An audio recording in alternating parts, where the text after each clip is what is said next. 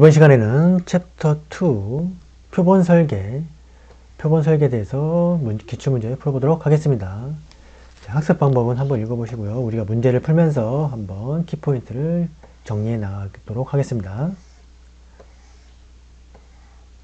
자, 1번 표본 추출 샘플링이죠. 표본 추출에 대한 설명으로 틀린 것은 1번 표본을 추출할 때는 모집단을 분명하게 정의하는 것이 좋다. 맞죠? 2번 표본 추출이란 모집단에서 표본을 선택하는 행위다. 맞죠? 3번 확률 표본 추출할 경우 표본 오차는 없으나 비표본 오차는 발생할 수 있다가 아니죠. 그죠? 자, 표본 오차는 반드시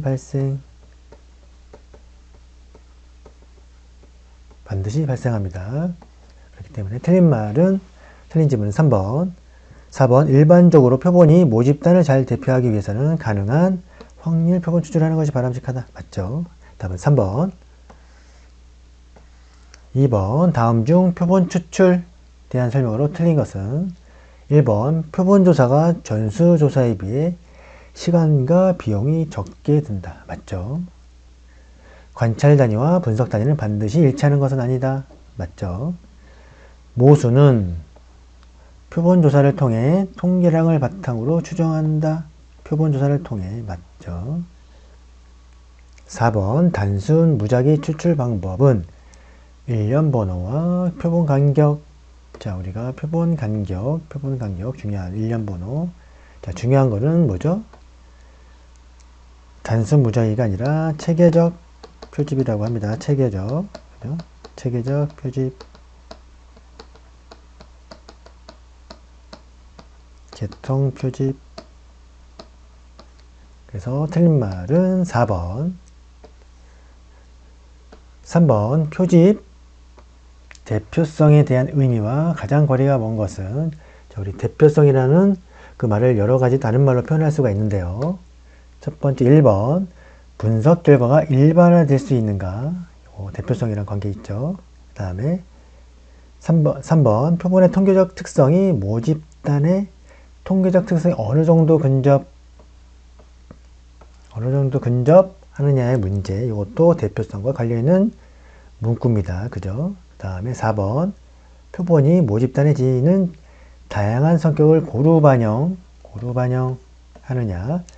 관련이 있습니다. 그죠? 관계 없는 건 2번 계량 통계 분석 적용한다는 것은 대표성과 관계가 없다. 그죠? 답은 2번. 4번 전수조사 대신 표본조사를 하는 이유. 우리가 전수조사 대신 표본조사를 많이 합니다. 당연히 표본조사를 많이 하겠죠. 자, 그 이유는 거리가 먼 것은 경비 절감. 맞죠? 표본조사가 당연히 경비가 사이즈가 작으니까 경비가 절감되죠. 2번 전수조사에 비해 조사 과정을 잘 통제. 아무래도 표본이 작기 때문에. 그죠? 통제가 잘 됩니다.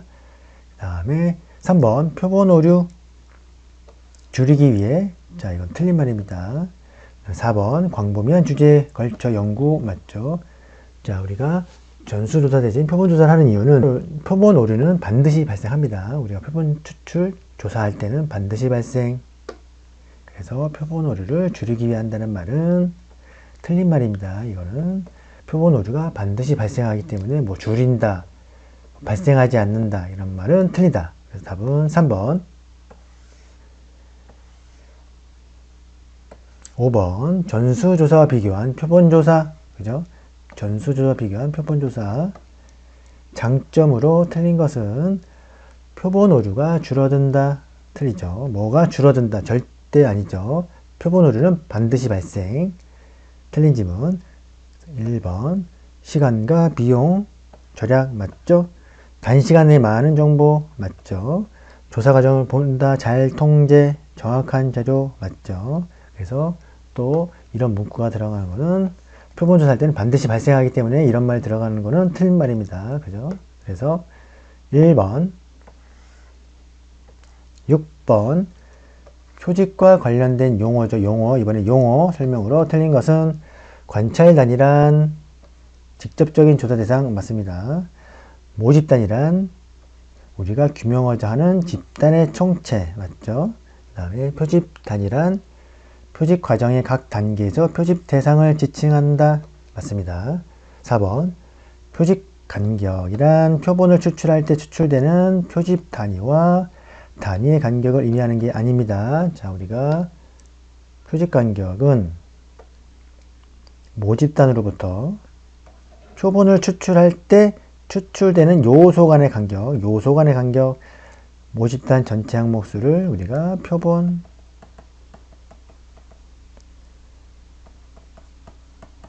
크기로 나눈 값이다. 그래서 답은 4번. 7번 표집과 관련된 용어 틀린 것은 모수는 표본에서 어떤 변수가 가지고 있는 특성을 요약한 통계치이다. 모수는 표본이 아닙니다. 모집단에서. 답은 1번이 틀리다. 그죠? 표집률. 모집단에서 개별 요소가 선택될 비율. 맞습니다. 표집 간격은 모집단으로부터 표본 추출할 때 추출되는 요소와 요소 간의 간격. 그죠? 맞죠? 그 다음에 관찰 단위는 직접적인 조사 대상 의미. 맞습니다. 틀린 말은 1번. 표본이 아닙니다. 모집단입니다. 다음 8번. 표본 추출에 관한 설명으로 맞는 것은 1번. 분석 단위와 관찰 단위는 항상 일치하지 않는다. 2번. 표본 추출 요소는 자료가 수집되는 대상의 단위이다. 표본 추출 요소. 그죠? 단위이다. 맞죠? 3번. 표본 추출 단위는 표본이 실제 추출되는 연구 대상 목록은 아니다. 이거는 우리가 목록이다 할 때는 표집틀이라고 합니다. 4번. 통계치는 모집 단위의 특정 변수가 갖고 있는 특성을 요약한 값이다. 아닙니다. 모집 단위가 아니라 표본입니다. 표본의 특정 변수가 갖고 있는 특성을 요약한 값이다. 그래서 답은 맞는 것은 2번. 9번. 모든 요소의 총체. 조사자가 표본을 통해 발견한 사실을 토대로 일반화하고자 할 때 궁극적인 대상은 우리가 모집단. 답은 4번. 10번. 모집단 전체 특성치를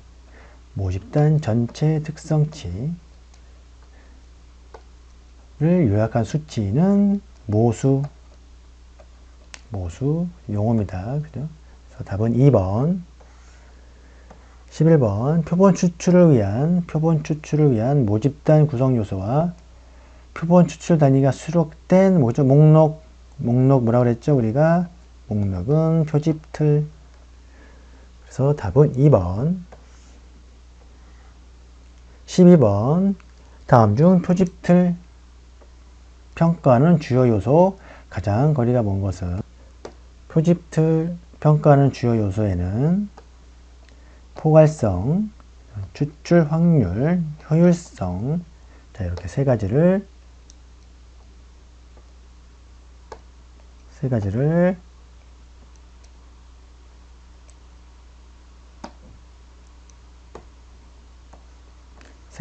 외우고 계셔야 됩니다. 그죠? 그러면은 바로 맞출 수 있는 답은 4번. 안정성은 아닙니다. 13번.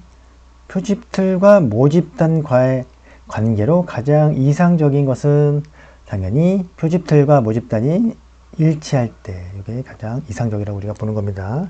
답은 1번. 다음 중 표집틀이 모집단보다 큰 경우, 표집틀이 뭐죠? 표집틀이 더 크다. 그죠? 그럼 한국대학교 학생 등록부 이용해서 표집, 이거는 일치하는 경우. 그죠? 그 다음에 한국대학교 학생을 교문 앞에서 임의로 표집하는 경우. 2번. 한국대학교 학생을 교문 앞에서 임의로 표집하는 경우,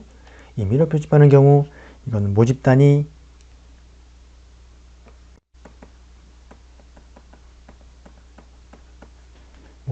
표집 틀에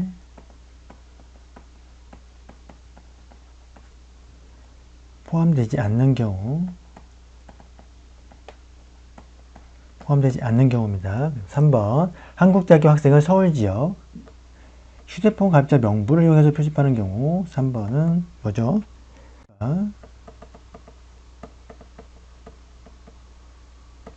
모집 단위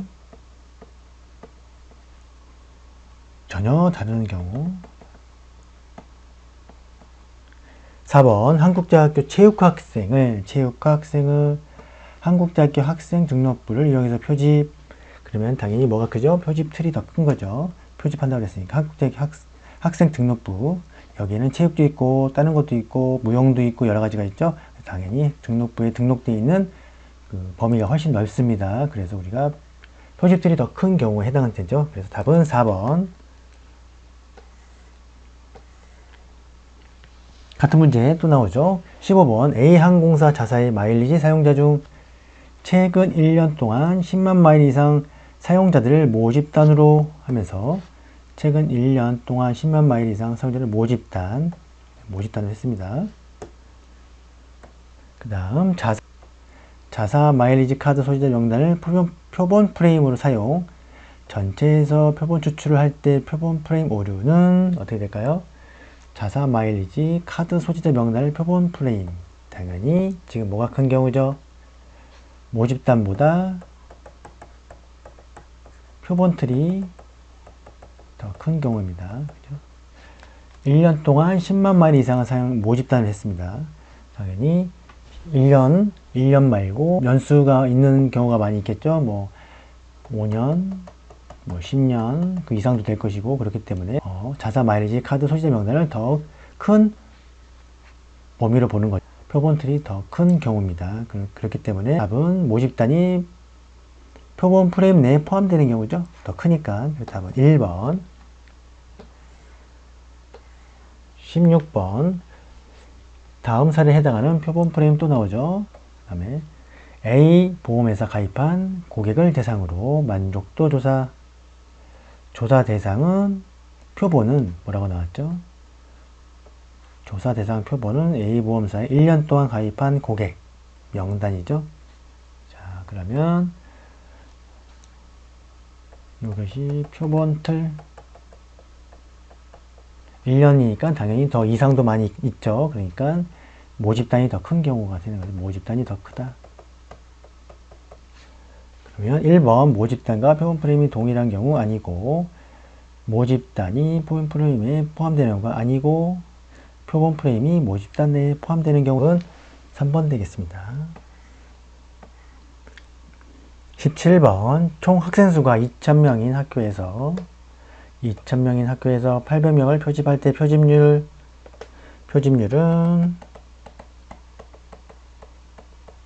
전체가 800명을 표집한다고 그랬죠. 그러면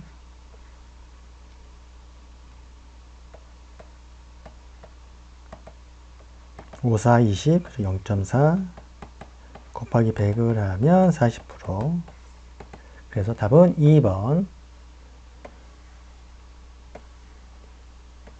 18번, 통계적 추리와 관련된 분포 중 이론상으로만 존재하는 것은 우리가 표집 분포라고 합니다. 표집 분포. 답은 3번. 19번, 일반적인 표본 추출 과정 순서를 표본 추출 과정 순서 바르게 나열한 것은, 이거는 우리가 앞자를 외우시면 좋죠. 그래서 처음에 틀, 방, 크, 추. 그죠? 모집단 확정. 이거 1번. 그 다음에 틀은 뭐죠? 프레임이죠? 프레임이면 뭐죠? 2번. 리을. 표본 프레임 선정. 두 번째. 2번. 방은 뭐죠? 방법. 그래서 표본 추출 방법의 결정. 뭐죠? 3번 그 다음에 크기 표본 크기 결정 4번 크기 그 다음에 마지막으로 표본 추출 5번. 그래서 모틀 방쿠추 이렇게 외우시면 돼요. 모틀 방크추 이렇게 순서로 외우시면 거의 나오는 표본 추출 과정 문제는 다 풀 수가 있습니다. 이 순서만 외우시면 그죠? 모틀 방쿠추 5번이고 1번 모집단 디귿 다음에 디귿 리을 이거 2번이겠죠. 그러면 19번에 2번 모틀 방쿠추 외우시기 바랍니다.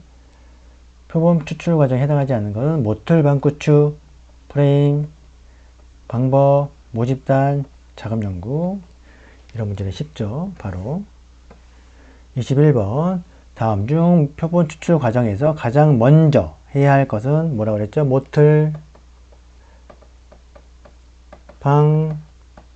방쿠추 첫 번째가 뭐죠? 모집단이죠. 모집단 확정. 그래서 1번 22번 연구자가 사용할 것인지 비확률을 사용할 것인지 결정할 때 고려 요인이 아닌 것은 연구 목적 당연하죠. 2번 가치 비용 대 가치 맞죠. 허용되는 오차의 크기 이것도 맞습니다. 그래서 틀린 것은 모집 단위 수 요거는 아닙니다. 모집 단위 수 답은 3번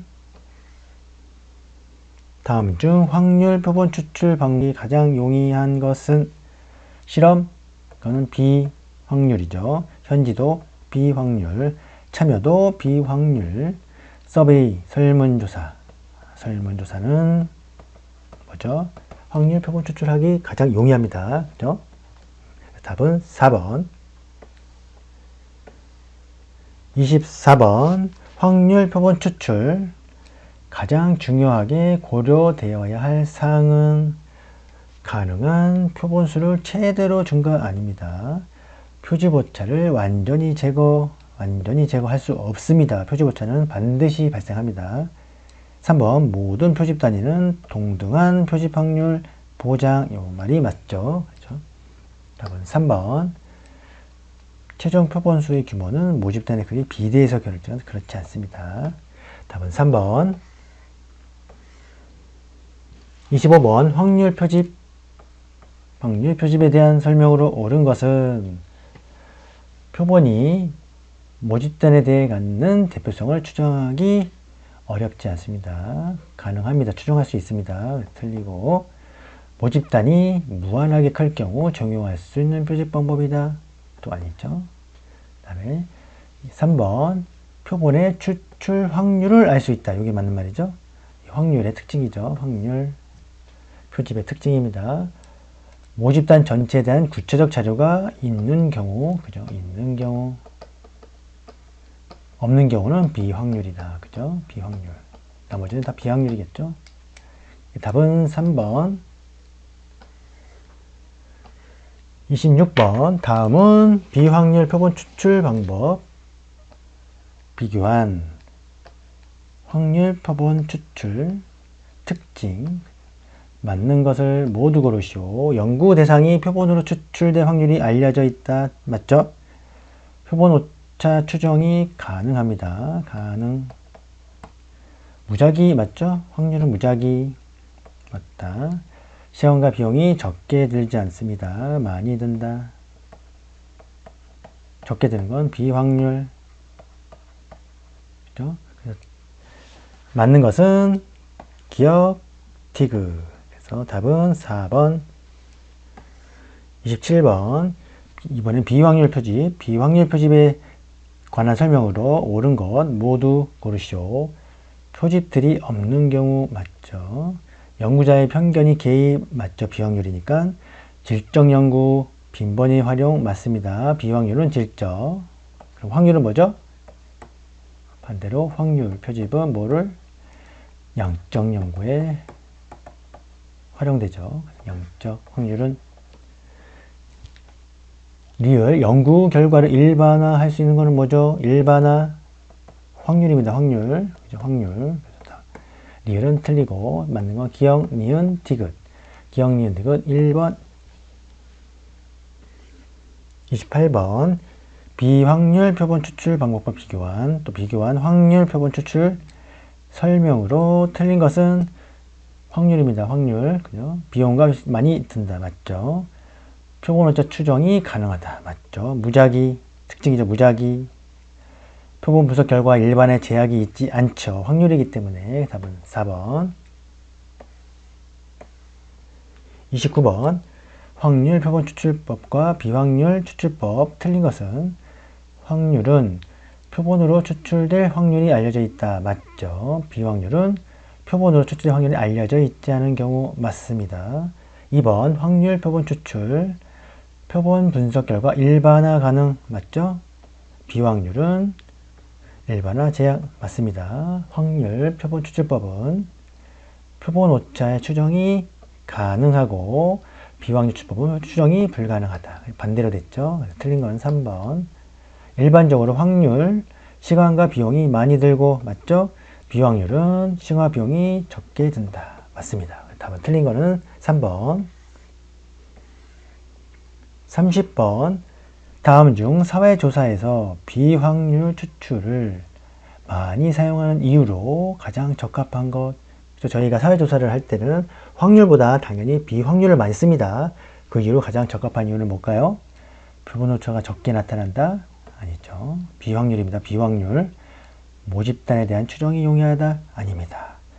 표본 설계가 용이하고 시간과 비용을 절약. 요게 맞습니다. 그죠? 그래서 우리가 사회조사할 때 비확률을 많이 쓰는 이유입니다. 3번. 모집단 본래의 특성과 차이가 나지 않는 건 결과를 얻을 수 있다. 아닙니다. 답은 3번.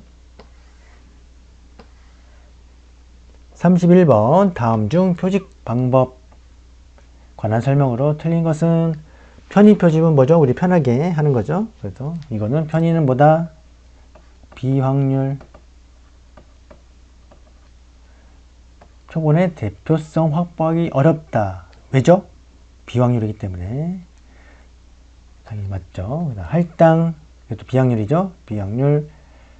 조사 결과 오차 범위를 계산할 수 있다, 없다. 그죠? 없습니다. 비확률이기 때문에. 3번. 확률 표집과 비확률 표집의 차이는 무작위, 맞죠? 무작위 절차 사용하여 사용 여부의 결정. 맞습니다. 그 다음에 4번. 층화 표집에서는 모집단이 의미 있는 특징의 소집단으로 분할. 맞습니다. 답은 2번. 틀린 것. 그죠? 2번. 확률 표본 추출 방법. 확률 표본 추출 방법. 짝지어진 것은, 자, 요거는 우리가, 종류만 알고 있으면 되는 거잖아요. 그죠? 확률은 뭐가 있죠? 우리가 단수 무작위, 그 다음에 층화, 그 다음에 체계적, 개통, 그 다음에 집락 표집, 이거를 또 우리가 군집이라고 하죠. 그 다음에 비확률은 또 뭐가 있죠? 비확률에는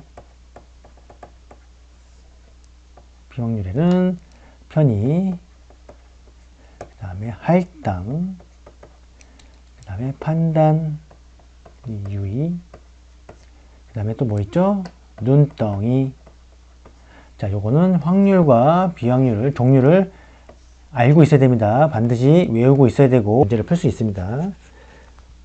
35. 확률 추출 방법으로 짝지어진 것은 군집 맞죠? 체계적 맞죠? 편의 아니죠? 할당 아니고 층화 맞죠? 눈덩이 아니고 단수 무작위 맞죠? 그래서 기역 니은 미음 시읒. 그래서 답은 4번.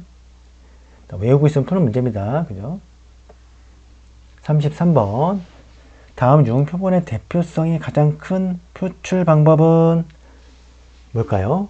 그러면 당연히 우리가 대표성이 크다 그러면 확률이겠죠. 확률 표집, 편의, 비확률, 군집 맞네요.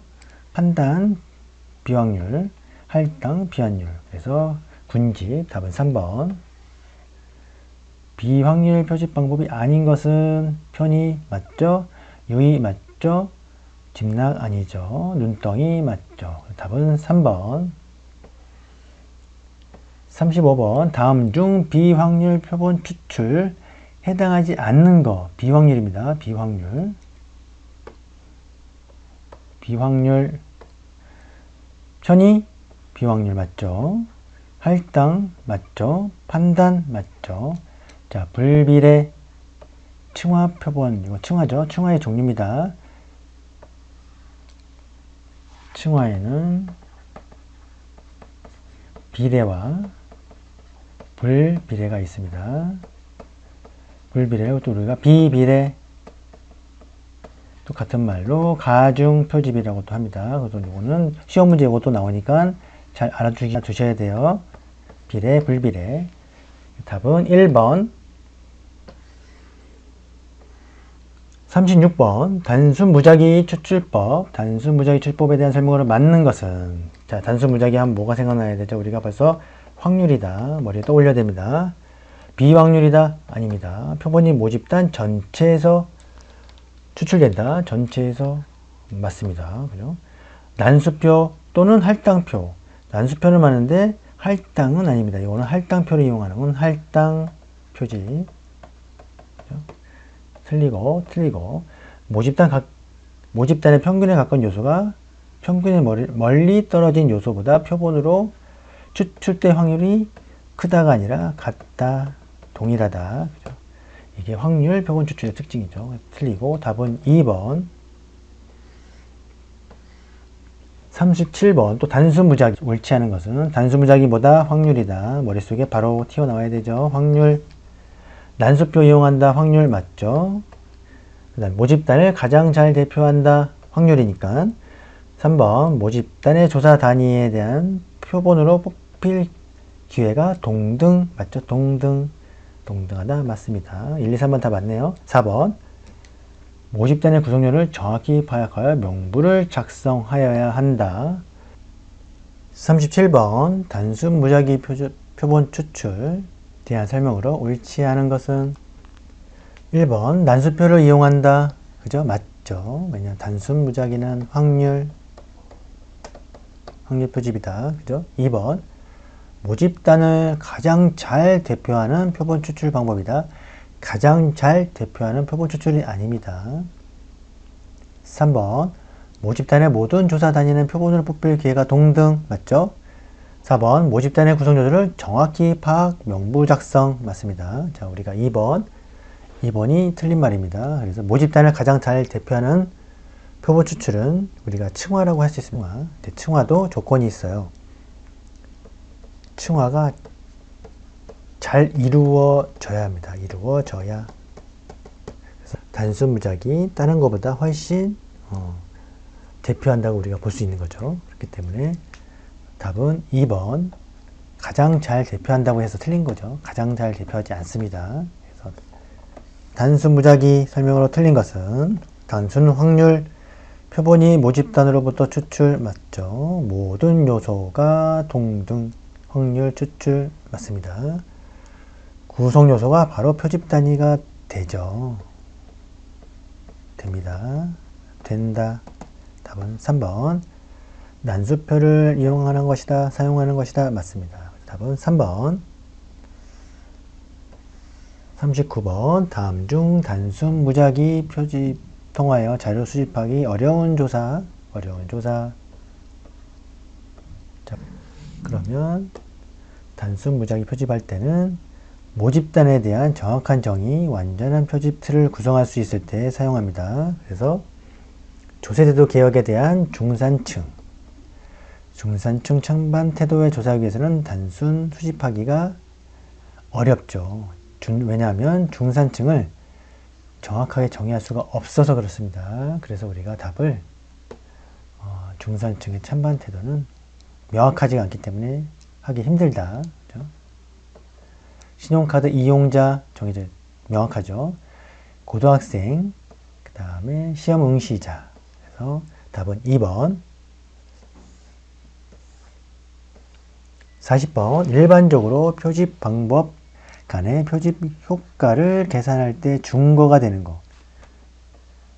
준거 단수 무작위 확률, 그죠? 확률 표집의 기본 무작위로 하기 때문에, 그죠? 그래서 답은 4번. 41번.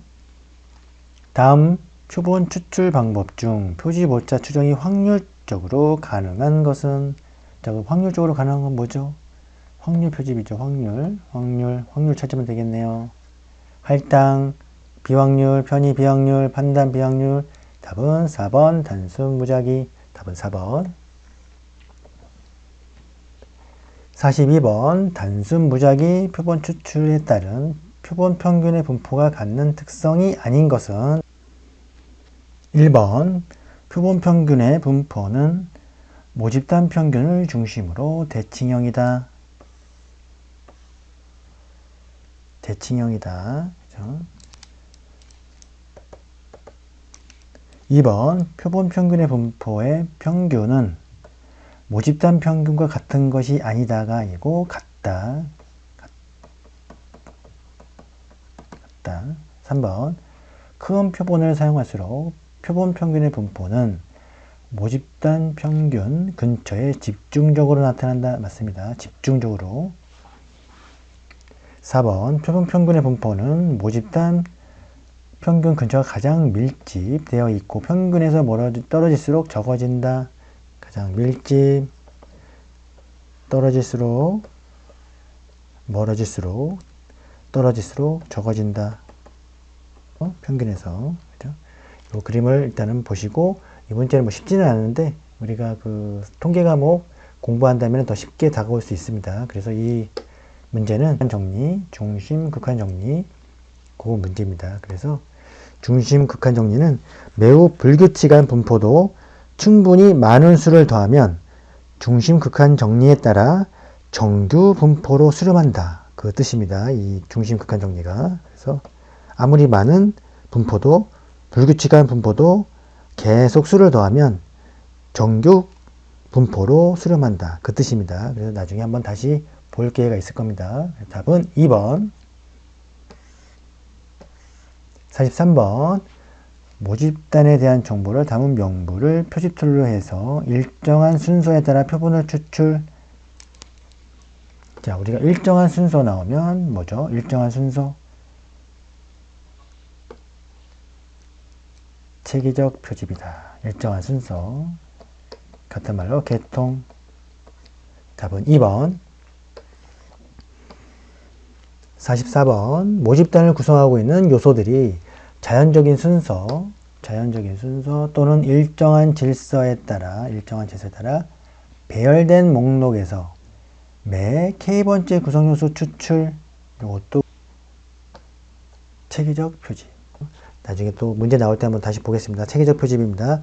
이 문제를 봤을 때는 요거를 보고 우리가 유출하는 거죠. 체계적 표집, 배열된 목록, 일정한 질서, 이렇게 할 때는 체계적 표집이다. 개통, 그죠? 45번 선거 예측조사, 출구조사를 할 경우 주로 사용되는 표집 방법은 우리가 체계적 표집으로 알고 계시면 됩니다. 체계적 표집. 답은 2번.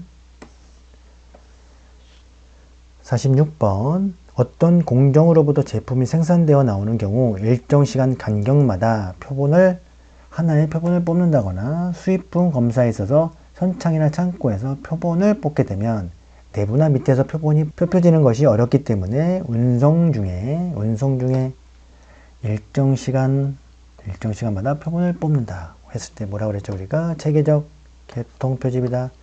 답은 2번.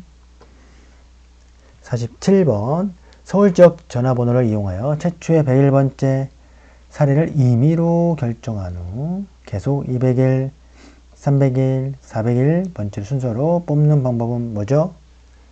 또 개통 표집이다. 체계적 표집. 답은 3번. 자, 체계적 표집에서 집단의 크기가 100만 명, 모집단의 전체 크기가 100만 명이고 표본의 크기가 1000명일 때 다음 중 가장 적합한 표집 방법은 1번 먼저 무작위로 1000명을 뽑아 그 중에서 편중된 표본을 제거하고 대체하는 표본이다. 이건 아니죠. 체계적 표집. 체계적 표집 체계적 표집의 뜻이 아닙니다. 그죠? 2번, 최초의 사람을 무작위로 선정한 후 매 K번째 사람을 고른다. 이게 맞죠. 3번, 100만 명을 1000명의 집단으로 나누어야 한다. 너무 크기 때문에 이것도 아니죠. 모집단을 1000개 하위 집단. 그래서 답은 2번. 자, 그래서 우리가 체계적 표집은 처음에 모집단을 우리가 100만 명이고, 여기서 우리가 표본의 크기를 뭐라고 그랬죠? 표본의 크기 1000이죠. 1000명일 때 우리가 이 표집, 체계적 표집은 표집 간격이 중요합니다. 표집 간격을 먼저 구하면 100만 명에 대해서 100만 명을 우리가 표본이 뭐였죠? 1000명이죠. 그래서 1000명을 나누면 우리가 이 표집 간격이 뭐가 나오죠? 1000이 나오는 겁니다. 1000.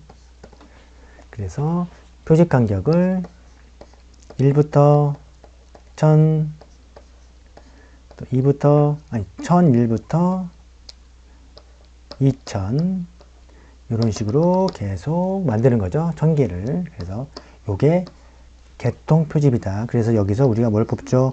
무작위로 한 명을 뽑습니다. 한 명 무작위로 뽑습니다. 그래서 숫자가 만약에 3이 나왔다. 그러면 여기가 뭐가 되는 거죠? 처음에 3, 그 다음에 1003, 그렇게 2003 계속 그 단위로 나가는 겁니다. 그죠? 요거는 우리가 체계적 표집입니다. 이렇게 뽑는 것이, 이걸 알고 계셔야 됩니다. 그래서 매 K번째 먼저 표집 간격이 중요하고, 표집 간격에 대해서 무작위 한 명을 뽑고, 거기서 우리가 계속 그 번호 순서에 따라 일정 간격마다 우리가 뽑는 걸 말합니다. 체계적 표집.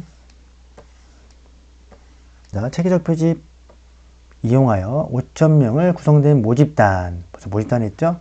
뭐죠? 우리가 모집단이 5000명, 표본을 100명, 표본이 100명이네요. 표본을 우리가 100명 나눴더니, 자, 표집 간격 먼저 뽑아야죠. 표집 간격. 그러면 5000 나누기 1000. 100명이죠. 100명. 표본이 100명이니까 나누면 50. 이게 표집 간격이 되는 겁니다. 그렇죠? 그래서 우리가 1번부터 50, 또 51번부터 100, 이 단위로 쭉 나가는 거죠. 그래서 표집 간격은 먼저 1과 50 사이에서 무작위로, 먼저 50, 무작위로 한 명의 표본을 선정한 후, 첫 번째 선정된 표본으로부터 모든 50번째, 그죠? 50번째 표본을 선정하는 겁니다. 그래서 계속 50단위로 계속 늘어나는 겁니다. 50, 추가 50단위로 또 늘어나고, 그래서 50번째 표본을 한다. 그래서 우리가 답은 뭐죠? 50, 1번이 되는 거죠. 자, 체계적 표집에 대한 설명. 체계적, 옳은 것을 모두 고른 것은, 체계적 벌써 우리가 뭐다? 확률이다. 머릿속에 딱 들어와야 됩니다. 자, 기억. 체계적 오차 개입 가능성이 있다. 맞죠? 체계적 오차, 체계적 표집. 모집단에서 무작위 표집 이후 K번째 표본 맞죠? 추출 간격이 되는 K는 모집단의 크기를 뭘로 나눴죠? 우리가 표본의 크기로 나눴죠? 표본의 크기로. 표본의 크기. 그죠? 나눈 값이다. 맞습니다. 그 다음에 리을. 모집단의 배열이 주기성을 보일 때, 주기성. 자, 우리 또 생소한 말 나옵니다. 주기성이라는 거는 우리가 순환성이라고 같은 말로 씁니다. 순환성. 주기성을 보일 때는 중대한 오류를 범할 수 있다. 자, 이 말이 되게 중요합니다. 자, 우리가 체계적 표집 뭐라고 그랬죠? 자, 일정 표집 간격을 구하고 계속 일정 무작위를 뽑은 다음에 그 숫자를 나온 대로 만약에 1이 나왔다. 그러면 또 여기 다음 21, 31, 41 이런 순서대로 나갈 수 있을 겁니다. 근데 자, 주기성을 보일 때 중대한 오류를 범할 수 있다는 말은, 자, 우리가 여기가 몸무게를 재고 싶은데 몸무게를 재고 싶은데 1번 조사했더니 몸무게가 90kg이 나왔습니다. 그래서 이상하다. 왜 이렇게 몸무게가 많이 나왔지? 너무 많이 나오잖아요. 그죠? 우리가 중학생을 표본으로 해서 지금 뽑아서 표집을 했더니 몸무게가 너무 많이 나온 거예요. 그래서 이상하다. 이거 봤더니 나중에 자, 여기 있던 1번, 여기 있던 1번, 여기 있던 1번, 1번이 몸무게가 많이 나가는 우리 친구들이 여기 있었다는 거예요. 1번으로.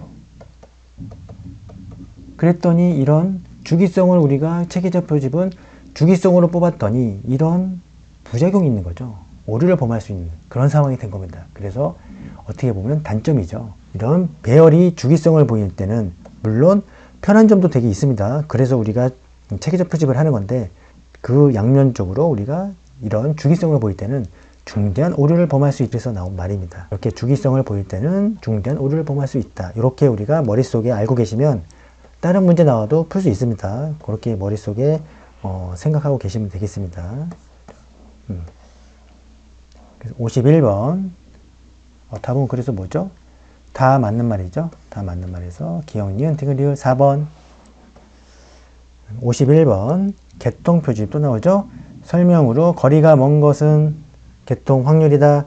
각 층위별 정보를 얻을 수 있다. 맞죠? 단순 무작위 표집의 대용으로 사용할 수 있다. 맞죠? 아니죠. 1번이 틀린 말이죠. 각 층위별. 층위별은 뭐죠? 우리가 층하 표집. 그렇기 때문에 1번 틀린 말입니다. 층위별 정보. 이거는 틀립니다. 개통이기 때문에. 답은 1번. 단순 무작위 대용으로 사용할 수 있다. 맞죠? 표집틀에 주기성이 없는 경우. 자, 위에서 아까 우리가 풀어봤죠? 자, 보십시오. 주기성을 보일 때는 중대한 오류 범할 수 있는데, 지문에 또 다시 뭐라고 나왔죠? 주기성이 없는 경우. 그렇죠? 주기성이 없을 때는 뭐죠? 모집단을 잘 반영할 수 있다. 자, 요 지문을 잘 보셔야 됩니다. 이제 이해가 가시는 거죠. 3번도 지문이 맞다.